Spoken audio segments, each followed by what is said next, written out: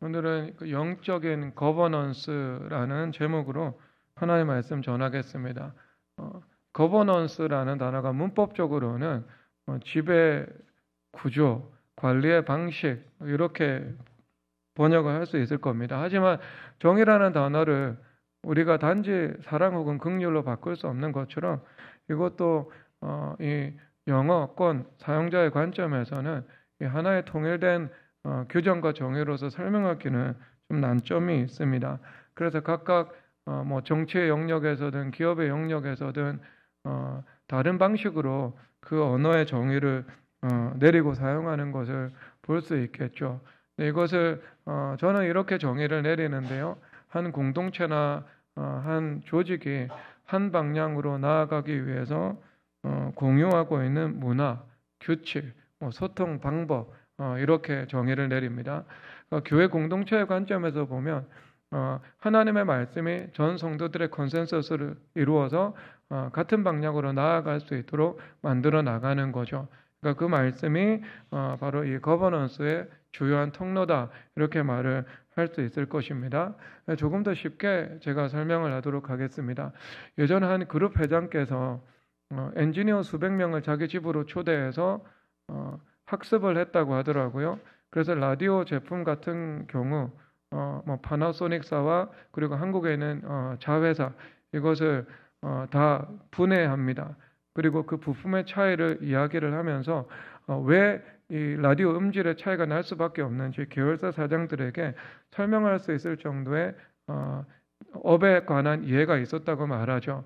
그러면 그런 사람들이 전체 조직을 향해서 모든 것을 다 혁신해야 된다라고 주장을 하면 모세혈관 깊은 곳까지도요 그 영향력이 파급되어 나갈 수밖에 없겠죠. 그래서 시스템도 그에 걸맞게 구축이 되고 그리고 그 기업의 분위기와 문화도 형성되는 거 이것을 말씀을 하고 있습니다. 그러니까 이런 것들을 이제 전체 거버넌스다라고 말을 할 수 있겠네요. 조금 더 설명을 와닿게 하겠습니다. 우리 교회 기업을 경영하는 한 형제가 있는데 이 형제는 월급을 후히 주는 것으로 유명합니다. 제가 뭐 실제 듣기도 했고요. 그리고 우리 교회 성도들 중에서도 그 회사를 다니는데 그 경력에 비해서 모든 사람이 인정할 정도로 후한 월급을 줍니다. 그런데 그 기업 관련된 그 잡플래닛이라는 곳에 누군가가 여기는 제대로 월급을 주지 않는다는 이 허위 사실을 올렸죠. 그래서 이 형제가 변호사를 동원해서 이제 소송까지도 걸게 되었던 적이 있습니다. 왜냐하면 그 얼마나 많은 돈을 지급을 했는지 자료를 다 가지고 있는데 그 허위 사실로 기업의 명예를 훼손해서 구직자들이 찾지 못하도록 만들어 놓았으니까 그것은 처벌하기 위한 것이 아니고 그 글을 내리게 하기 위해서 좀 일시적으로 하는 어떤 법적인 수단이었던 겁니다. 그런데 거기에는 이 한 직원이 말도 되지 않는 그 이유로 기업의 대표를 직원들이 있는 자리에서 비방을 하고 다니고 있다는 것이 드러나게 되었습니다. 그 직원에게 공고사직을 요구했는데 자기는 절대로 나가지 않을 것이다 라고 하면서 버티고 있었거든요. 그리고 나서 이 노무사의 도움을 얻어서 이 시간을 주고 징계위원회를 열기로 했습니다. 그리고 이 형제는요 하나님 앞에 간절히 기도를 드리기를 징계위원회를 열지 않고 그 전에 위로금을 받고 또 공고사직에 동의해서 나가는 것으로 주님 앞에 기도를 드렸습니다. 근데 하나님 은혜 가운데 금요일 날이 징계위원회 날이었는데요. 그 기도 그대로 목요일 날에 그가 사직안을 받아들이고 나가게 되는 일들이 일어났던 거죠. 근데 만약 이런 일들을 적극적으로 기업의 대표가 조치를 하지 않습니다. 그러면 이것은 악성 누룩과 같은 일이기 때문에요. 이것이 기업 전체의 이 부정적인 문화로 파급되어 나갈 수밖에 없는 겁니다. 그러면 이 대기업도 아니고 10명 이하의 작은 조직을 이끌고 있는 기업인데요. 이 한 명의 악성 정량의 영향력이 이 1만 조직 가운데 있는 한 명하고는요 비교할 수가 없는 거예요. 그래서 즉각적이고 또 적극적인 조치가 필요하고 그것을 해서 어떤 이것이 기업의 전체 거버넌스에 악영향에 가지 않도록 만들어 나가는 거 이것이 이 기업이 이제 꽃을 피우기 시작하고 있는데 너무나도 중요한 일이다라고 볼 수 있겠죠. 그러니까 이것이 무슨 일이라고요? 거버넌스에 관한 일이라는 겁니다. 그래서 이 거버넌스라는 것을 좀 성경적으로 바꿔서 표현을 한다면 우리는 왕 같은 제사장이죠. 우리에게 영역이 주어져 있습니다. 영역을 통치할 수 있는 권세 그리고 영향력, 이것을 말씀을 하고 있는 겁니다. 그리고 우리가 속한 공동체가 있죠. 가정이라는 공동체, 또 기업이라는 공동체, 다양한 공동체가 있는데요. 기도와 하나님의 말씀의 방법론을 따르는 행위를 통해서 그 궁극적으로 그 영적인 분위기를 바꿔놓는 것, 이것도 거버넌스다라고 말할 수 있을 것입니다. 가령 학교 안에서 스승을 공경하지 못하는 분위기가 있다고 합시다. 일단의 무리들이 그런 방향으로 나아가고 있어요. 그러면 그거 간단합니다. 우리가 거기는 한 학생이 각성되어서 주님 앞에 기도하고 그리고 스승을 공경하는 그런 문화를 만들어 나가기 시작하면은요, 그 아이들은 워낙 사고가 유연하고 하나님의 은혜의 영향력에 강력하게 미칠 수 있는 그런 시기이다 보니까요, 적어도 6개월에서 8개월 정도 시간이 지나면은요, 길어도 그 반 전체의 영적인 분위기가 반드시 바뀌게 되어 있습니다. 그러면 정말 바뀝니다. 그러니까 이런 것들이 무엇인가? 내가 왕 같은 제사장으로 영적인 거버넌스를 행사하면서 살아가는 거, 이것을 말씀을 하고 있는 거죠. 그래서 베드로전서 2장 9절에서 이렇게 말씀하시는데 다 함께 읽겠습니다. 시작. 그러나 너희는 택하신 족속이요 왕 같은 제사장들이요 거룩한 나라요 그의 소유된 백성이니 이는 너희 어두운 데서 불러내어 그의 귀한 빛에 들어가 계신 이의 아름다운 덕을 선포하게 하려 하심이라. 아멘. 그래서 빛을 어둠 가운데 비추는 존재, 이것이 왕 같은 제사장이죠. 그의 통치의 영향력인 것입니다. 빛이라는 것은 본질적으로 이제 이 주변 전체를 밝히는 영향력의 속성을 가지고 있잖아요. 그러니까 이 주변에 어둠이 물러가게 만들어 버릴 수 있는 것, 이것을 말씀하고 있는 겁니다. 여러분, 바로 이 거버넌스, 즉 이 영적인 영향력의 존재와 부재, 그리고 약화와 회복을 보여주는 대표적인 성경 구절이 창세기 34장에서 35장입니다. 여러분이 말씀을 통해서 여러분들이 속한 가정이든 기업이든 모든 그 경례 가운데 하나님께서 주시는 이러한 하나님의 말씀에 평강이 임하게 되기를 주님의 이름으로 축복합니다. 그래서 창세기 33장은요, 지난주에 말씀드린 것처럼 야곱 집안의 사화와 회복에 관한 장면이 나오고 있죠. 그러면 밧달 아람에서 가나안 땅으로 돌아왔습니다. 그러면 가나안 땅으로 돌아온 야곱이 가장 먼저 해야 되는 것이 무엇이죠? 그것은 가나안 땅을 떠날 때 하나님 앞에서 했던 서원을 이행하는 것, 이것이 가장 먼저입니다. 창세기 28장 20절에서 22절 우리가 다 함께 읽도록 하겠습니다. 시작. 야곱의 서원하여 이르되 하나님이 너와 함께 계셔서 내가 가는 이 길에서 나를 지키시고 먹을 떡과 입을 옷을 주시어 내가 평안히 아버지 집으로 돌아오게 하시오면 여호와께서 나의 하나님이 되실 것이요 내가 기둥으로 세운 이 돌이 하나님의 집이 될 것이요 내게 주신 모든 것에서 10분의 1을 내가 반드시 하나님께 드리겠나이다 하였더라. 아멘. 그러니까 우리가 이 환난 당할 때는 마음이 가난해지잖아요. 그러니까 이 환난에서 회복되면 다시 그 예전을 잊어버리고 하나님과 했던 약속들, 결단들, 이것을 이행하지 못하는 이 어리석음들은 우리가 범하지 말아야 할 것입니다. 근데 야곱이 이런 우를 범했습니다. 지금 가나안 땅에 돌아왔죠. 그러면 주님 앞에 가장 먼저 해야 되는 것은 베델로 올라가서 서원했던 것처럼 제단을 쌓고 예배를 드리고요. 그리고 주님 앞에 서원했던 10분의 1을 드리는 것, 이것이 가장 먼저 해야 되는 일이죠. 그래서 주일을요, 매주의 첫째 날이라고 하지 마지막 날이라고 하지 않습니다. 주말이 아니고요, 주일은 주초입니다. 우리 관점에서는요, 주일을 드리고 나머지 날이 거룩하게 되는 거죠. 그러니까 시간의 열매를 거둘 수 있게 되는 겁니다. 그리고 온전한 11조를 드리고요, 나머지 재정 가운데 영역과 부호의 일이 임하는 거죠. 그러니까 하나님 나라와 의를 구하는 1순위가 이루어질 때 나머지 2순위, 3순위, 후순위의 일들은 하나님께서 저절로 질서정연하게 이루어질 수 있도록 은혜와 축복을 베풀어 주시는 것을 말씀하고 있는 겁니다. 그러면 그가 먼저 베델로 올라가서 10분의 1을 들어야 되는데 이 의무를 망각한 거죠. 그러니까 하나님께서는 이 소원한 것, 그가 언약한 것을 되찾으셔야 하니까요. 그의 삶을 흔드시기로 주님께서 결정을 내리신 것입니다. 그래서 창세기 34장에서는요. 세겜sak에서 디나가 참 어려운 일을 당하는 장면이 나오고 있는 겁니다. 자, 그렇다면 여러분 이 다음부터가 중요하거든요. 이때는 이 아버지로서 적극적으로 해야 되는 일들을 최선을 다해서 감당을 해야 되는데 그런 모습이 보이지 않는데요. 창세기 34장 5절 보도록 하겠습니다. 읽겠습니다. 시작. 야곱의 그의 딸 디나를 그가 더럽혔다 함을 들었으나 여러분 여기서 매우 이 아버지에 걸맞지 않은 수동적인 태도를 보여주고 있지 않습니까? 여러분 성경의 관점에서 수동성이라는 것은 긍정적입니까? 부정적입니까? 어떻게 생각하십니까? 수동성이라는 것은요, 성경의 문맥에 따라서 긍정적으로 등장하기도 하고 부정적으로 등장하기도 합니다. 그래서 저는 이런 표현을 제가 만들어 보았거든요. 하나님 앞에서는요, 능동적 수동은 신앙의 좋은 태도입니다. 대표적인 경우가 나오는데요. 중풍병자의 네 친구가 지붕 위에서 친구를 치유하기 위해서 달아내리는 장면이 나오죠. 그래서 앞에 어떤 난관과 한계가 있다 할지라도 그것을 극복해서 하나님 앞에 적극적으로 나아가 하나님의 돌보심을 강구하는 능동성이 나옵니다. 그런데 그 능동성을 보시고요. 하나님께서 내가 자리를 들고 일어나 걸어가라고 말씀을 하시죠.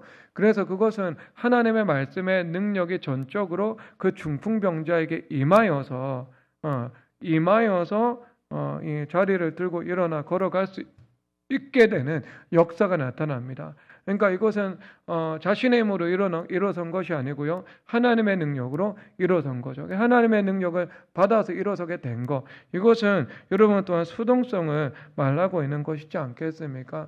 물론 중풍병자의 마음속 깊은 곳에는요. 하나님의 은혜의 감화심이 있었고 그 은혜의 감화심에 따라서 그 믿음, 하나님의 말씀을 믿는 믿음이 일어났고 그리고 말씀에 동의해서 내가 일어나야지라고 결단을 내렸습니다. 그런 순식간의 반응이 있었는데 하지만 그럼에도 불구하고 전적인 하나님의 능력이 임해서 그를 붙잡고 일어서게 만들어 버린 것을 말씀을 하고 있는 겁니다. 그러니까 이것이 능동적 수동이다라고 말을 하고 있습니다. 성경에서 보니까요. 로마서 8장에서 그런 장면이 나옵니다. 읽겠습니다. 시작. 육신을 따르지 않고 그 영을 따라 행하는 우리에게 율법의 요구가 이루어지게 하려 하십니다. 아멘. 이것이 여기서 복합되어 있는데요. 영을 따라 행한다. 이것은 뭐냐? 능동태입니다. 그런데 율법의 요구가 우리 가운데 이루어진다. 이것은 수동태인 것이죠. 그러니까 우리가 성령 하나님을 따라서 행할 때 죄를 극복하고 선을 행하면서 살아갈 수 있다. 내가 성령 하나님을 따라 행할 때 자연인의 한계를 넘어서서 성령 하나님의 능력으로 우리 힘으로 안 되는 것이 우리 안에서 이루어진다. 이것을 말씀을 하고 있는 겁니다. 그러니까 이 한 문장 가운데요. 능동태와 수동태가 복합적으로 사용이 되면서 바로 그 능동적 수동의 모습을 보여주고 있는 거죠. 그런데 여러분 그에 반해서 저는 수동적 수동이라는 단어를 한번 만들어 보았거든요. 근데 이것은 부정적인 면을 많이 가지고 있습니다. 로마서 7장 23절 다 함께 읽도록 하겠습니다. 시작. 내 지체 속에서 한 다른 법이 내 마음의 법과 싸워 내 지체 속에는 죄의 법으로 나를 사로잡는 것을 보는도다. 아멘. 그러니까 내가 사로잡히는 거죠. 내 안에 있는 죄악의 법이 주체가 되어가지고요. 나를 죄악으로 사로잡아 이끌고 간다. 이것을 말씀을 하고 있는 겁니다. 그 수동적 수정은 무엇인가? 내가 죄로 이끌려가는 거죠. 능동적으로 내가 이 죄를 극복하기 위해서 결단하고 은혜를 간구해야 되는데 내가 수동적으로 속수무책으로 죄악에 이끌려가는 삶을 살아간다. 이것을 말씀을 하고 있는 거예요. 내가 알고 죄를 짓든 내가 이 뼛속 깊은 곳까지 죄가 임박혀 있어가지고 인격화된 죄에 따라서 이것이 죄인지도 모르고 죄에 이끌려가고 있든 그런 전적인 수동성 속에서 내 존재가 이끌려 나가는 것을 말씀을 하고 있는 겁니다. 그래서 제가 조금 유비로 설명을 하면 예를 들어 술 취함 이런 것도 그런 죄의 일종이겠죠. 그 술을 마시면 그 다음에 술이 나를 마시기 시작하죠. 그리고 이 술이 나를 지배하기 시작하고요. 또 술을 좋아하고 그리고 술의 쾌락에 나를 이끌고 가기 시작하는 거죠. 그래서 내가 결단과 의지를 가지고요. 내가 술을 마시지 않겠다는 그 결단을 하고, 그리고 내 힘으로 술을 끊을 수 없으니까 하나님의 은혜를 구하고, 그러면 하나님의 은혜를 구하기 위해서 내가 주님 앞에 기도하는 행위로서 나 자신을 주님 앞에 드려야 되겠죠. 그러면서 내가 능동적 수동의 상태가 되어 가지고요. 하나님의 은혜가 와서 나를 술로부터 자유케 하시는 은혜를 허락해 주시는 것입니다. 그러니까 여러분, 이것도 수동적인 거죠. 그러니까 죄가 이끄는 대로 나를 그대로 내버려 두는 겁니다. 술 취함이든 음란이든 온갖 각양각색의 죄악에 따라서요. 그런데 여러분, 이거 한번 생각해 보세요. 어떤 사람이 맛을 잘 감식할 수 있는 이 미각적인 은사를 주님 앞에 받았어요. 그런데 이 사람이요, 자신의 미각적인 은사를 적극적으로 활용해 가지고요, 음식을 맛보고 레시피를 개발합니다. 그래서 내가 주변 사람들과 이웃을 섬기려고 하고 있죠. 그런데 여러분 한번 생각해 보세요. 혀의 감각 자체는요, 능동적이라기보다는 굉장히 수동적인 감각입니다. 타고나는 것에 가깝잖아요. 그래서 먹으면 우리가 매운 것, 그리고 쓴 것, 이것을 내가 수동적으로 느끼는 것이지 않겠습니까? 그런데 이 수동적인 미의 감시관을 가지고 있는 사람이요, 이제 적극적으로 반응하기 시작하는 거예요. 내가 다른 사람들을 섬기고자 하는 그 한목적성을 가지고요, 내가 적극적으로 내 수동적인 미각을 활용해 가지고요, 음식을 맛보고 요리하는 실력을 개발하고 또 창조적으로 레시피를 내가 만들어 가지고요, 움직여 나가는 거죠. 그러면 어떻게 돼요? 이 수동적인 감각이 어떻게 해요? 다시 능동적인 감각에 의해서 지배를 받게 되는 것을 말씀을 하고 있는 겁니다. 그러니까 수동성이 아니고 능동성의 지배로 활용이 되는 거죠. 여러분, 그래서 이것도 똑같은 거죠. 그렇죠? 그래서 내가 술 취하지 말고 성령으로 충만하라 라고 말씀을 하는 것처럼, 술 취함보다 더 아름답고 기쁘고 우리 가운데 만족을 주는 것이 성령 하나님으로 충만케 되는 거죠. 성령 하나님으로 충만케 되어서 죄악이 아닌 다른 것을 우리가 기쁨 가운데 누릴 수 있도록, 그리고 건강한 삶을 살아갈 수 있도록 더 나은 것을 우리 가운데 허락해 주시거든요. 그러니까 우리가 그런 감각, 술 취함을 통해서 쾌락을 느끼는 감각이나 성령 충만을 통해서 내가 모든 하나님께서 주신 것을 기뻐할 수 있도록 주시는 감각이나 동일한 내적인 감각인데, 하나는 굉장히 수동적인 것이고, 그리고 하나는요, 내가 능동적으로 그런 감각을 바꾸어 나간 것이다, 이렇게 말씀을 하고 있는 거예요. 그러니까 여러분, 이 전적인 수동성이라는 것은요, 그렇게 좋은 것이 아닙니다. 그래서 여러분, 이 말씀에서 보면은요, 자기 아들들이 들에서 목축함으로 그들이 돌아오기까지 잠잠하였고 라고 말씀을 하고 있는 거잖아. 여러분, 이 시점에서는 먼저 사태를 파악하고, 그렇죠, 그 다음에 어떤 내가 전략도 세우고, 그 다음에 대응 방안도 생각을 하고, 하나님 앞에 무릎 꿇고 간절히 기도를 드리면서, 그리고 자기의 딸을 내가 위로를 해 나가면서 이 상황을 대처하고 수습해 나가고자 하는 일들을 감당을 해 나가야 되잖아요.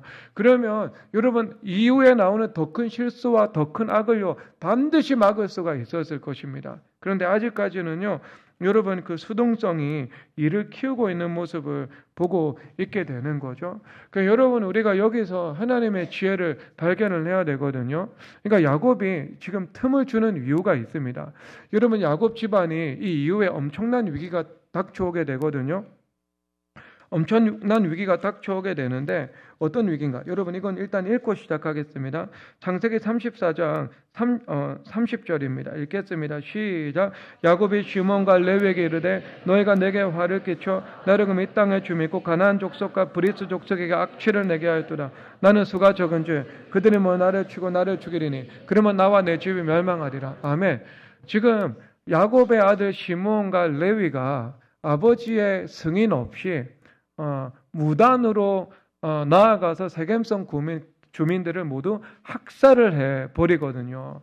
그러면 당시 이 세겜성 주민과 이 주변의 성읍의 주민은요, 그런 같은 민족이잖아요. 가나안 7민족 중에 하나거든요.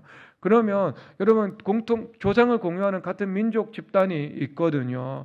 그러면 그 전체 이 성읍의 백성들이 하나가 되어서 야곱 가문을 치는 것, 그래서 그 피의 보복이라는 그 악순환의 블랙홀로 들어가는 것, 이것은 우리가 충분히 예상할 수 있는 바인 것이죠. 그래서 이제 막 꽃이 피기 시작하는 그 야곱의 집안이요, 그 피의 복수를 통해서 가나안 전체에서 어떤 적대 세력이 되어가지고요, 멸망할 수 있는 그 위기를 자초하게 된 것입니다.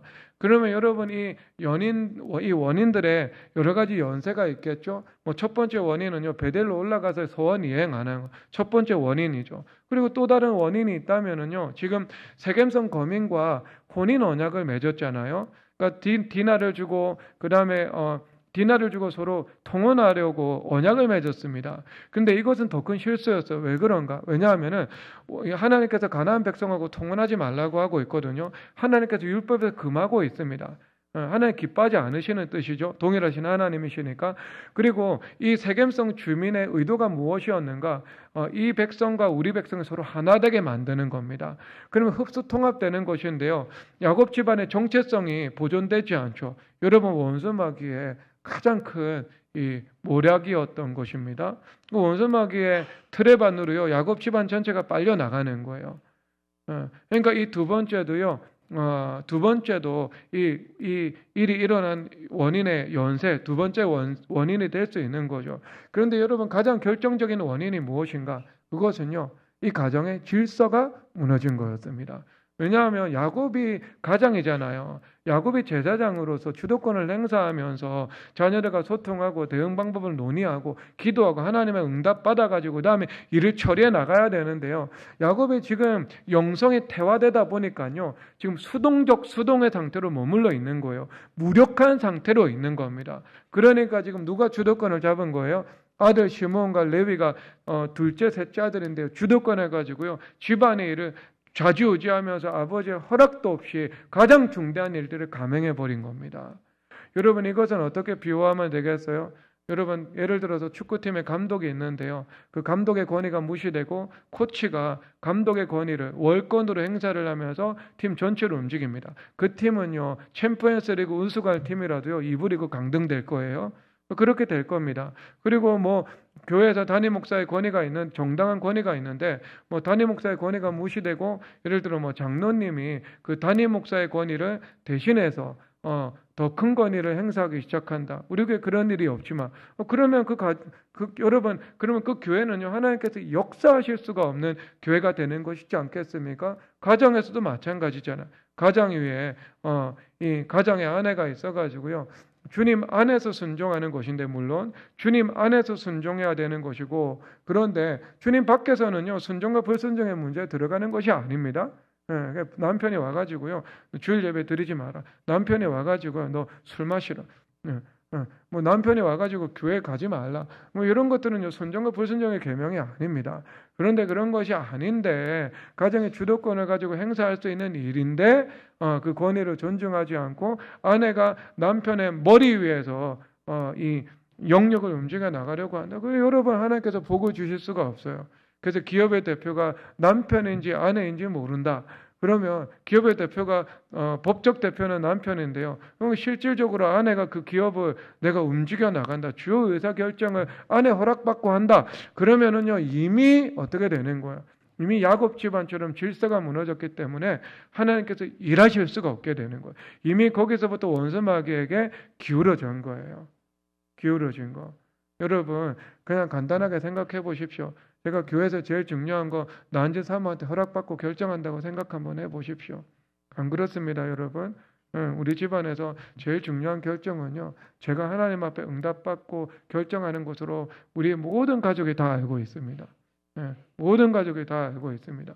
그리고 여러분, 제가 교회 일에 결정을 하면서요, 저기 어디냐, 저기 우리 장정인 간사님한테 전화해가지고요, 간사님, 내가 자문을 구하는데 이 일을 어떻게 처리하면 좋겠습니까? 목사님, 이 일은요, 이렇게 하시면 될 것 같습니다. 여러분, 이미 그 교회는요, 마귀한테 넘어간 교회예요. 질서가 무너졌거든요. 질서가 아무리 바른 말을 한다고 할지라도 여러분, 그것은 안 되는 거예요. 그러니까 여러분, 야곱 집안에 어디에서 문제가 발생한 줄 아시겠죠? 야곱이 주도권을 행사했다면 세겜 거민들과 통혼하는 어리석은 일도 일어나지 않았을 것이고요. 세겜 주민을 학살하게 되는 더 어리석고 악한 일들을 범하지 않았을 것입니다. 그래서 여러분 지금 이 상황에 되어서야 야곱이 상황 파악을 정상적으로 복원해가지고 하기 시작하는데요. 창세기 34장 30절 읽도록 하겠습니다. 읽겠습니다. 시작. 야곱이 시몬과 레위에게 이르되 너희가 내게 화를 끼쳐 나로 하여금 이 땅의 주민 곧 가나안 족속과 브리스 족속의 악취를 내게 하였도다. 나는 수가 적은즉 그들은 뭐 나를 치고 나를 죽이리니 그러면 나와 내 주민이 망하리라. 아멘. 여러분 이것은 절대 기후 아닙니다. 지금 이 판단은요 매우 상식적인 판단입니다. 상식적인 판단이에요. 그래서 이 하버드대 교수가요 그 위어드라는 책을 썼거든요. 제가 예전에 읽은 기억이 나는데 그 책에서 그 당시 이 경찰이라는 치안력이 부재한 상황 속에서요 친족 네트워크는 자기를 보호하는 수단이다라고 말을 하고 있습니다. 그러니까 세겜 성읍 주민은요 옆에 있는 그 친족 성읍 주민들로부터 보호를 받을 수 있는 거죠.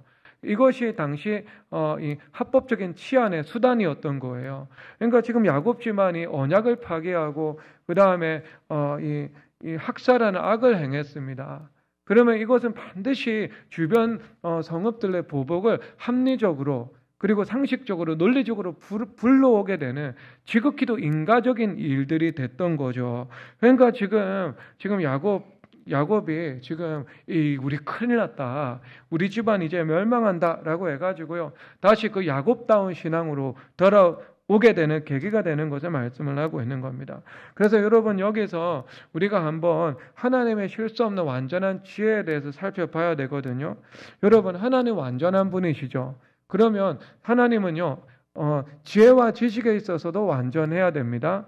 그러면 이 세상에 일어나는 그 모든 일들이 하나님의 예지하심의 범위 안에 있어야 하는 겁니다. 그러니까 우리는요 사물의 경과나 사물의 결과 이런 것들을 다 알지 못할 때가 많죠. 그리고 각종 다양한 원인들이 있고 그리고 그 만물의 이면에 다양한 상호작용과 관계 뭐 이런 요소들이 있지 않습니까? 그래서 우리가 세상의 변수가 너무나도 많고 그 변수를 우리는 특정하지 못하는 것이 너무나도 많아요. 그리고 여러분 가장 모르는 게 무엇입니까? 사람의 깊은 내면한 그 사람의 내면의 그 깊은 그 속성과 움직임에 대해서는요 우리가 정말 모르는 일들이지 않겠습니까? 사람 마음이 지금 어떻게 변하고 있고 어떻게 행하고 있는지. 그렇죠. 여러분 직원들이 내 앞에서 웃으면서 일을 하고 있지만 내 뒤에서는 또 어떤 일을 꾸미고 있을지 여러분 이거는 우리가 알지 못하는 영역이지 않겠습니까? 그러니까 여러분 인생에 이런 예측할 수 없는 통제할 수 없는 그 범위의 변수는 무수할 정도입니다. 그런데 여러분이 모든 것이 하나님의 예지하심 안에 있다라는 거죠. 그럼 이 예지하심 안에 있다는 것이 무엇인가? 여러분 원수 마귀도 세상도 뒤흔들 수 없는 하나님께서 보존하시는 절대 상수가 있다는 것을 말씀을 하고 있는 거예요. 그러면 야곱 집안의 관점에서는요. 절대 상수가 무엇입니까? 야곱 집안을 보호하시고 보존하시고 번성케 하시는 거. 이것은 절대 상수인 거예요. 왜냐하면 이 백성을 통해서 이스라엘 백성이 나와야 되고 이스라엘 백성 가운데 또 예수님 메시아도 나와야 되지 않겠습니까? 우리가 그들의 또 영적인 후손이 되죠. 그러니까 하나님의 원대한 계획 가운데 일부에 있기 때문에요. 야곱 집안을 보존하시고 그 집안을 흥왕케 하시는 거거든요. 하나님께서 모든 역사를 이끌어 나가시는데 절대 상수가 되는 것이죠. 그러니까 이것은요 어떤 일이 있어도 원수 마귀나 세상이 뒤흔들 수 없는 것이다. 뒤흔들 수 없는 것이다. 이것을 말씀을 하고 있는 겁니다. 그러니까 하나님께서 우리 가운데 약속을 주셨으면은요 그 약속이 지켜질 수 있도록 하나님께서 우리의 삶을 보호하시는 거죠. 그래서 그 약속이 확고부동하게 서 있고 그 서 있는 약속 가운데 인생의 폭풍이 불 수도 있고 인생의 불이 지나갈 수도 있는 겁니다. 하지만 불이 지나가든 폭풍이 지나가든 흔들리지 않는 것은 무엇이라고요? 하나님께서 우리에게 베풀어 주신 그 확고부동한 약속이다. 이것을 말씀을 하고 있는 것입니다. 자, 그래서 여러분 이 전제를 가지고 한번 살펴보도록 하겠습니다. 이제서야 믿음의 선조 야곱이 영적인 거버넌스를 회복하기 시작하는데요. 창세기 35장 3절에서 4절 읽겠습니다. 시작. 우리가 일어나 베델로 올라가자 내 환난 날에 내게 응답하시며 내가 가는 길에서 나와 함께 하신 하나님께 내가 거기서 제단을 쌓으려 하노라 하며 그들이 자기 손에 있는 모든 이방 신상들과 자기에게 있는 귀고리들을 야곱에게 주는지라. 야곱이 그것들을 세겜 근처 장소리 남의 아래에 묻고 아멘.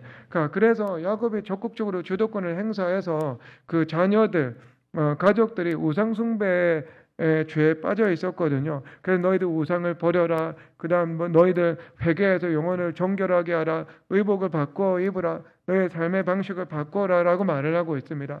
그래서 꼭 필요한 가정의 규칙을 만들고요. 그리고 적극적인 이 지도를 통해 가지고요. 자녀들에게 능동적인 순종을 요구하기 시작합니다. 그래서 우상 숭배 문화가 사라지고 하나님 앞에 예배의 감격을 가지고 살아가고 하나님 앞에 늘 기도하고 하나님을 의지하고 섬기며 살아가는 그런 지배적인 문화로 영적인 분위기로 가정을 쇄신시켜 나가기 시작하는 모습을 보여주고 있는 거예요. 그러니까 여러분 여기에서 영적인 거버넌스가 나오는 거예요. 그러니까 무력감, 내버려둠 여기서는요 영적인 거버넌스가 나오지 않습니다. 여러분 가정도 있고 그 다음에 기업도 있고 직장도 있잖아요. 그러면 하나님께서 여러분들에게 이미 권세를 허락해 주셨다는 것을 믿고요. 예배를 드리든 아니면 교육을 하든 아니면 다양한 이 수단을 활용하든 여러분들이 규칙도 제정하고 그런 문화도 만들어 나가기 시작하고 적극적으로 그런 것들을 전달해 가지고요. 그것이 전체적인 문화와 분위기가 될 수 있도록 만들어 나가야 됩니다. 왜 그런가? 여러분 안에 예수님 계시잖아요. 성령 하나님의 기름 부으심이 있다고요. 내가 이르는 말은 영이요 생명이라고 말씀을 하시는 것처럼 여러분들이 기도함으로 하나님의 말씀을 믿고 여러분들이 무언가 여러분들 구성원들 가운데 함께 동력하는 사람들 가운데 말을 하기 시작합니다. 그러면 그 말 가운데에요. 이것이 영적인 영향력을 가지고 전파되기 시작하는 거예요. 듣든지 아니 듣든지 안 듣는 것 같지만 듣습니다. 그래가지고요 어떻게 해요? 안 듣는 것 같지만 듣기 때문에요. 그것이 점점 이 구성원들 가운데 공동체에 있는 사람들 가운데 스며들어 가지고요. 그런 방향으로 움직여 나갈 수 있는 영적인 분위기가 형성되어 나가는 것을 말씀을 하고 있는 거예요. 그렇죠? 그러니까 여러분 우리 교회 성도들이 예배 시간에 사실상 6개월 전만 하더라도 커피 마셨잖아요. 설교 듣다가 커피 마시고 그러다가 제가 예배 시간에는 커피 마시지 말라고 말을 했잖아요. 그리고 나서 예배 시간에 커피 마시는 사람이 한 사람도 없어졌습니다. 그러니까 그것이요 영향력을 타고 흘러가 가지고요 문화가 되는 거예요. 여러분 브루클린 더버너클 교회 가면 짐 신발라 목사님이 계신데요. 우리 교회 성도가 거기 예배 가서 예배를 드리고 왔거든요. 근데 예배 전에요 거기는 성도들에게 수천 명의 예배를 드리니까 예배 중간에 스마트폰 받지 마십시오. 예배 중간에 스마트폰 보지 마시고 전화 받기 위해 밖으로도 나가지 마십시오. 예배 시간 전에 스마트폰을 꺼놓으십시오. 이렇게 공지를 하거든요. 그럼 전 성도가 그 말을 수천 명인데요 다 들어요. 왜 그런 줄 아세요? 영적인 거버넌스 때문이에요. 말을 할 때 성령 하나님의 권세와 영향력이 흘러가서요 그 전체 영향력이 스며들게 만들어가는 거예요. 전체가 그 방향으로 움직일 수 있게 만들어 나가는 거예요. 그러니까 교사들도요 가만 내버려두면 안 되는 거예요. 교사들도 이 아이들 막 요즘에 훈육도 훈계도 못 하잖아요. 그렇게 하지 말고 전체를 앞에 두고요. 내가 지금 하고 있는 말이 아이들에게 영향력이 흘러간다는 것을 믿고요. 아이들에게 규칙을 말하고 아이들에게 교훈을 전하고 해야 되는 거예요. 그럴 때 거버넌스가 형성된다. 이것을 말씀을 하고 있는 겁니다. 자, 그래서 여러분 우리가 또 다른 관점을 한번 전환해 가지고요. 지금 야곱은 수동적으로 대처를 하고 있거든요. 근데 여러분 우리가 다 인간인지라 한계가 있습니다. 그리고 하나님께서 우리 인생을 인도해 나가시면서요. 상황이 일어나도록 하십니다. 상황이 일어나도록 하셔가지고요. 그때 우리가 혁신하고 그리고 우리가 시행착오를 수정하면서 일의 성장과 발전을 도모하도록 만들어 나가는 것이 하나님의 섭리인 거예요. 그래서 여러분 대한민국 공무원 사회나 아니면 그 일본에서 그 재난 대응 매뉴얼이나 이것은요 모든 이 것들이요 어떤 특정 인간이 예상하지 못했던 그 범위 밖의 일들의 상황이 일어나면서요 그때 매뉴얼이 개정되고 없었던 매뉴얼도 생기면서요 대응을 하기 시작하는 거예요.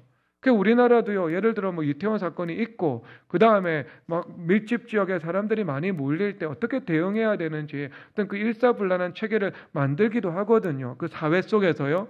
그러면 여러분 우리가 우리 인생도 마찬가지인데요. 우리 인생에도 모든 변수를 다 예측할 수 없기 때문에 모든 사람의 마음을 우리가 은밀한 일들을 다 알 수 없기 때문에요. 상당히 많은 일들이 상황이 일어나서 시행착오를 겪어가면서 그때 반응하고 그때 수정해서 일의 성숙을 이루어 나갈 수 있도록 하는 것, 그렇게 혁신시켜 나가는 것, 이것이 하나님의 뜻입니다. 하나님의 뜻입니다. 이것은요 이 모든 이 곳에서 일어나는 일인 것이죠. 성경도 보여주죠. 성경도요 광야에서는요 화목제 제사 외에는요 육식이 금지되어 있었습니다. 하지만 가나안 정주를 하고 난 다음에는요 이 피를 제외하고서는요 자유롭게 육식할 수 있도록 바꿔 나가시죠. 광야 생활에서 가나안 정주 생활이라는 환경이 바뀌니까 하나님께서 그때 수정을 가하시는 것을요 성경에서 보여주고 있는 거죠. 우리 인생에 그런 일이 왜 없겠습니까? 그런데 여러분 또 여기서 정말 지혜 중에 지혜이면서 센스 중에 센스인데 그것이 무엇인가? 우리가 하나님과 친밀한 관계 가운데에서 우리가 한 걸음 한 걸음 앞서 나가면서 기민하게 살피고 반응하는 거예요. 그러니까 내 영혼이나 아니면 내 가정이나 내 삶의 상황이나 내 기업이나 내 삶의 영역을요 한 걸음 한 걸음 앞서 나가면서 주님과의 인격적이고 친밀한 가운데에서요 기민하게 그때 한 걸음 한 걸음 빠르게 반응해 나가면서 조정하고 혁신해 나갈 수 있다면 여러분 그것은 얼마나 복된 일이 될 수 있겠습니까? 그래서 이것을 누가복음 10장 21절에서 23절에서 이렇게 말씀하시는데요. 다 함께 읽겠습니다. 시작. 누가복음 10장 21절에서 23절입니다. 읽겠습니다. 그때 예수께서 성령으로 기뻐하시며 이르시되 천지의 주제이신 아버지여 이것을 지혜롭고 슬기는 자들에게는 숨기시고 어린아이들에게는 나타내심을 감사하나이다. 옳소이다. 이렇게 된 것이 아버지의 뜻이니이다. 내 아버지께서 모든 것을 내게 주셨으니 아버지 외에는 아들이 누구인지 아는 자가 없고 아들과 또 아들의 소원대로 계시를 받은 자 외에는 아버지가 누구인지 아는 자가 없나이다 하시고 아멘. 자, 그래서 여기서 보는 눈은 복이 있다 이렇게 말씀을 하고 있거든요. 보는 눈을 구해야 되는 겁니다. 여러분, 그래서 여러분 사람이 혁신을 해 나가야 되잖아요. 그러니까 여러분들의 영혼을 여러분들이 기민하게 먼저 일단 살필 수 있다고 생각해 봅시다. 아, 내가 이것을 하나님 앞에서 좀 고쳐야 되겠네라고 생각을 하는 거예요. 그러면 여러분 이것을 고쳐야만 하는 일들이 내 인생에서 일어나지 않고 내가 먼저 주님 앞에 고쳐서 반응해 나갈 수 있게 되는 것이지 않겠습니까?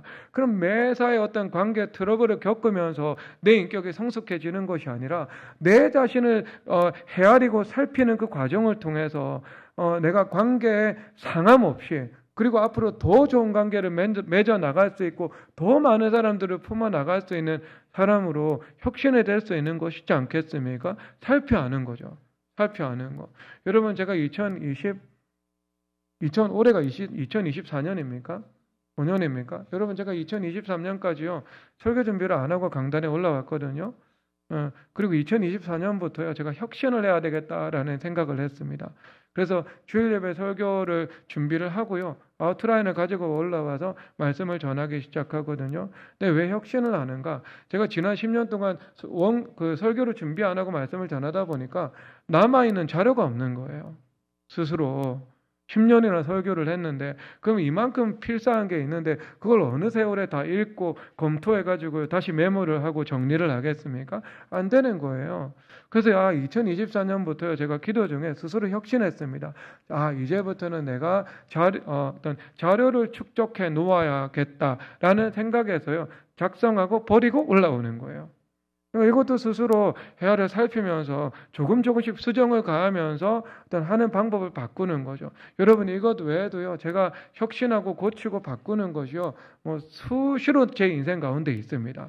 아, 요거는 제가 앞으로 안 해야 되겠다. 아, 요거는 내가 앞으로 고쳐야 되겠다. 아, 앞으로 이제 정말 이제 더 하나님께서 많은 영혼들을 품고 많은 것들을 섬길 수 있도록 해야 되는데, 그래서 이런 것들은 내가 절제해야 되겠다. 제가 기도하면서 스스로 제가 수정을 가한 거예요. 스스로 뭐 제 일에 뭐 환란이 있고 고난이 있고 막 그 일로 인한 징계가 있고 뭐 이런 것들 전혀 없고 그냥 기도를 하다가 영혼을 제가 살펴보다가 이제 어떤 전체적으로 사역을 높여 나가려면 이런 일들에 있어서는 초절제를 해야 되겠다라고 말을 하고요. 제가 아예 안 하기로 작정을 한 거예요. 안 하기로. 그러니까 말씀으로 늘 풀어서 전하고 그냥 믿음으로 선포를 해버리고 그렇게 하는 것이지, 스스로 고쳐나가는 거예요. 여러분 자기를 수정을 가해 나가는 거예요. 혁신을 가해 나가는 거고, 잘못된 것이라면 고치고 시행착오로 하면 그때그때 수정하고, 그리고 내가 발전적으로 내 영혼을 만들어 나가려면 그건 혁신을 해 나가는 거고, 잘못된 것은 아니라 할지라도. 여러분 인생에 이런 것들을 여러분 보는 눈이 있다면 스스로 할 수 있는 거 아니겠어요?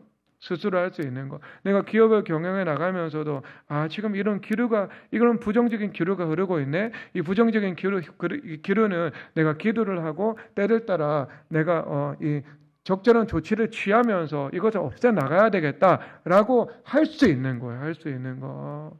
여러분 기민함 여러분 있으면은요, 인생의 고난이 10%로 줄어듭니다, 여러분. 시험이요 한 10% 정도로 여러분 축소지향으로 바뀌게 되는 거예요. 여러분 이런 지혜를 여러분 가운데 받아야 되겠죠. 여러분 이 사상사에 보면은요, 극단적으로 다른 계보가 있거든요. 그 플라톤이 있고요. 극단적 반대편에 데이비드 휴메이 있거든요. 근데 플라톤은 이렇게 이야기를 해요. 우리가 시각과 청각이라는 것을 통해서, 이 감각기관을 통해서 정보를 얻는 것은 불완전하다, 이렇게 말을 하고 있습니다. 그러니까 시각과 청각 전체가요, 이 오류가 가득하다라고 주장을 하죠. 그러면서 그가 이제 해결책으로 제시하는 것은요, 영혼의 이성의 사유를 통해서 순전한 지혜를 발견할 수 있다, 뭐 이런 이야기를 하고 있습니다. 우리 영혼의 이성으로 사유할 때 순전한 지혜를 발견할 수 있다. 그런데 이 반대편에서요, 이 데이비드 휴미라는 사람이 우리가 이 감각기관의 경험을 통해서 형성되는 이성 인식은 오류가 있다. 그러므로 우리가 인식하는 세계는 사실이 아니다, 이렇게 주장을 하고 있는 거죠. 그러니까 극단적으로 반대편에 있어요. 한 사람은 이성을 높이고 한 사람은 이성을 이렇게 추락을 시키는 거예요. 다르죠. 그러니까 우리는요, 이 양극단은 피하고 있지만 이성을 신뢰하는 사람들은 아닙니다. 우리는 기본적으로 왜 타락한 이성을 가지고 있기 때문에. 내 이성을 믿고 살아가는 사람은요, 여러분 플라톤주의자라고 하는 거고요. 내 이성을 신뢰하지 않고 말씀과 성령으로 우리 이성이 거듭나기를 기도하고 범사에 하나님이 인정하면서 살아가는 사람이 성경의 사람인 거예요. 성경적 세계관의 사람인 거예요. 그런데 이 두 사람이 공통분모를 가지고 있는 이 인식은 뭐냐면은요, 우리의 시각과 청각 기능 자체는요, 불완전하고 오류가 가득하다라는 겁니다. 여기까지는 동의가 모아지네요. 그러니까 여러분, 너희들이 보는 것을 보는 눈은 복이 있다라고 말씀을 하고 계시죠. 그리고 어린아이들에게서는 나타내시고 지혜롭고 슬기 있는 자들에게는 숨기신다라고 말씀을 하고 있는 거예요. 이것이 무엇인가? 내가 스스로 지혜롭고 똑똑하다고 생각하는 사람들에게는 하나님의 지혜가 임할 수가 없다. 그러니까 오류가 가득한 시각과 청각으로 살아갈 수밖에 없는 거예요. 그런데 내가 어린아이라고 생각하는 사람들, 그러니까 내 시각이 불완전함을 알고 겸손하게 하나님을 신뢰하고 겸손하게 하나님의 지혜를 구하는 사람들에게는 어떻게 한다고요? 하나님께서 그 눈에 복을 주신다는 거예요. 그 눈에 복을 주셔서 내가 자신을 살필 수 있고 나와 관계하는 영혼들을 살필 수 있고 사람들의 마음을 살필 수 있고 그리고 우리의 기업을 살필 수 있고 우리 가정과 사람들을 살피면서 살아갈 수 있다, 이렇게 말씀을 하고 있는 것입니다. 그러니까 우리가 기민함에게 살피면서 대응하면서 살아갈 수 있다면 요셉의 그 수동성을 통해서 늘 상황이 발생하는 삶이 아니라 그런 영적인 거버넌스를 가지고요, 주도권을 행사하면서 선으로 통치하고, 그리고 그 악이 열매 맺지 못하도록, 그 악이 싹을 틔울 때 그 싹을 틔우는 수준에서 그것을 제거하면서 살아갈 수 있도록, 그래서 우리의 인생과 삶의 영역 전체가 하나님의 샬롬 가운데 살아갈 수 있도록 하나님께서 은혜를 베풀어 주신다, 이것을 말씀을 하고 있는 겁니다. 여러분 어떤 길로 걸어가실 것입니까? 보는 눈 없이 늘 상황 발생과 사후 대응의 삶을 살아갈 것입니까? 아니면 상황 발생과 사후 대응이 우리 인생에 없을 수 없지만 그것보다는 내가 영적인 거버넌스를 가지고요, 한 걸음 한 걸음 앞서 나가시면서 내 영혼과 주변의 사람을 살필 수 있는 영안의 복으로 살아가실 것입니까? 여러분 저와 함께 그런 믿음의 눈의 복으로 살아가시기를 주님의 이름으로 축복합니다. 마지막 35장 3절 읽도록 하겠습니다. 읽겠습니다. 시작. 우리가 일어나 베델로 올라가자. 내 환난 날에 내게 응답하시며 내가 가는 길에서 나와 함께 하신 하나님께 내가 거기서 제단을 쌓으려 하노라. 아멘. 아멘. 여러분 여기서 가장 중요한 것이 무엇인가? 그러니까 여러분 벳엘 하면은요, 벳 이것은 집, 엘 이거 하나님이거든요. 하나님의 집입니다. 그러니까 진리의 기둥과 터인 교회를 의미하고 있는 거죠. 그러니까 이것은 여러분 영적인 분위기가 지금 전환되고 있거든요. 5절에서 보니까 사명 고울들로 크게 두려워하게 하였었으므로 야곱의 아들을 추격하는 자가 없었더라, 이렇게 말씀을 하고 있습니다. 그러니까 야곱 가문이요 두려움과 공포 속에 있었는데 야곱 집안에서는 하나님께서 영광을 베풀어 주셨죠. 그리고 영적인 분위기에 전복을 주셨는데 잘못은 야곱 집안이 했는데요, 공포와 두려움은 지금 누가 가지고 간 거예요? 지금 사명 고울의 백성들이 공포와 두려움을 가지게 된 거예요. 왜 그런가? 이것은 일단 원수 마귀에게 두려움과 공포가 전가된 것이고요. 그리고 이 사명 고울의 백성들은요, 가나안의 족속으로 장차 심판당해 멸망당할 백성들이거든요. 그리고 이 멸망당할 백성들에게 그 공포와 두려움이 전가가 된 것을 볼 수 있는 거예요. 그러니까 지금 무엇이 전환된 거죠? 영적인 분위기가 전환된 거예요. 그래서 내 안에 있는 흑암은 악에게 가고, 그리고 나에게는 흑암이 사라지고 하나님의 빛과 영광이 가득하게 되었다라는 것을 말씀을 하고 있는 겁니다. 그래서 이 레퀴엠 장송곡이 흐르다가 이 환희의 합창으로 그냥 급격하게 이 단조에서 장조로 바뀌는 그 장면이 나타나는 거죠.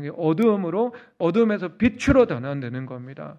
그래서 교회 머리 대신 예수님 중심으로 모든 것을 주장 않으시는 것처럼 우리 안에서 예배 받으시고 우리의 주인 되시는 예수님 중심으로 모든 상황들을 주님께서 조정해 주시고 평정해 주신 거예요. 그래서 나에게는 영광을 주시고요, 그리고 나의 반대편에 있는 사람들에게는 하나님께서 흑암과 두려움을 주신 거죠. 그래서 그 영광의 영적인 분위기로, 영광이라는 그 영적인 거버넌스로 내 상황과 환경들을 다스리고 장악하면서 살아갈 수 있도록, 즉 왕 같은 제사장의 말씀이 실현될 수 있도록 하나님께서 은혜를 베풀어 주신 겁니다. 그런데 이것이 무엇을 통해서 된 거예요? 베델에 올라가자, 하나님의 집에 올라가자, 이것으로 된 겁니다. 그러니까 여러분 우리 인생의 문제는요, 교회 중심으로 풀어나가는 거예요.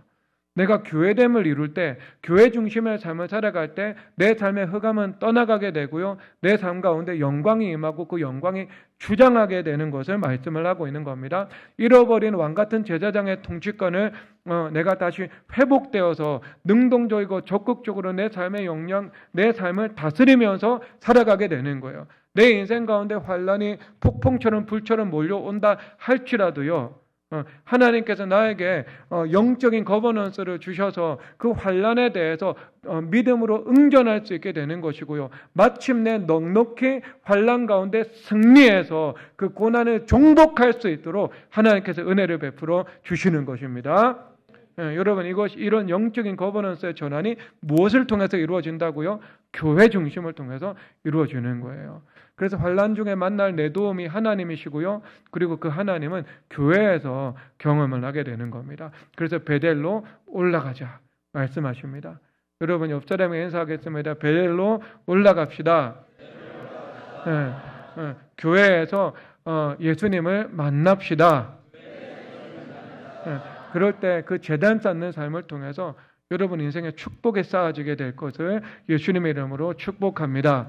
이 시간 다 함께 우리 일어나서 다시 한번 찬양하도록 하겠습니다.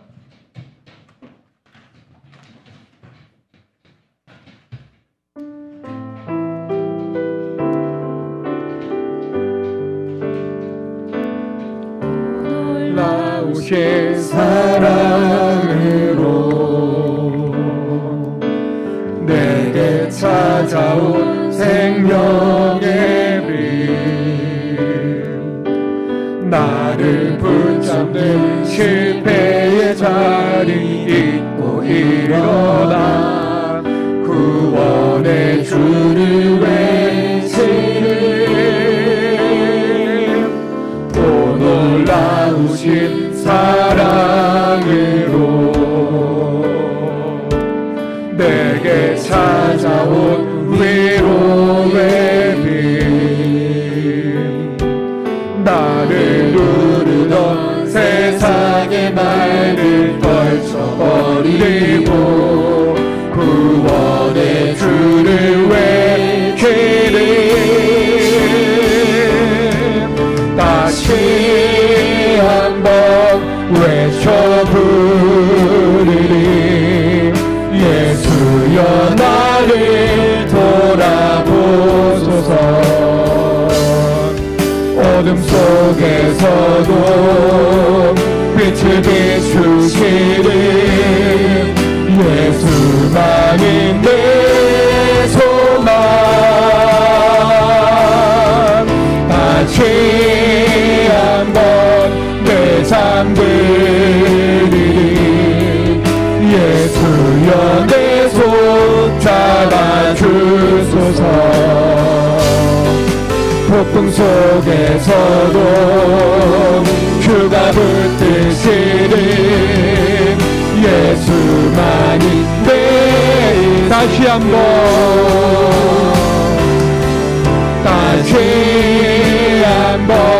외쳐 부르리 예수여 나를 돌아보소서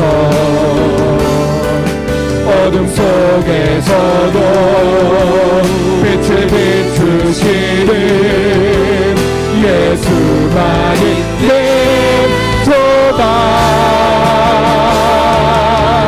다시 한번 내 삶들이리 예수여 내 손 잡아주소서 폭풍 속에서도 주가 붙드시는 예수만이 내 피를 좀 올려서 다시 한번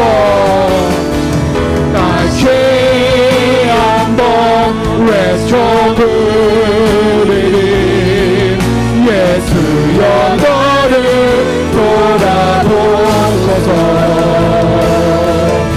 어둠 속에서도 빛을 비추시는 예수만이 내 소망 다시 한번 내 잠들이리 예수여 내 손 잡아주소서 폭풍 속에서도 주가 붙드시는 예수만이 내 마지막 다시 한번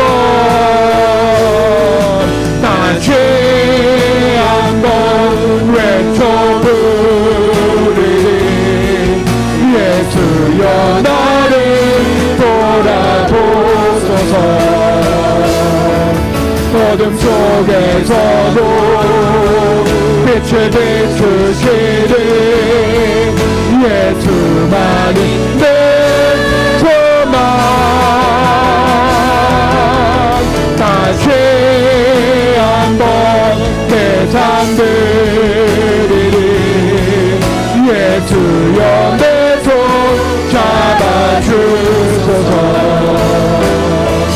폭풍 속에서도 주가 붙드시는 예수만이 내 생존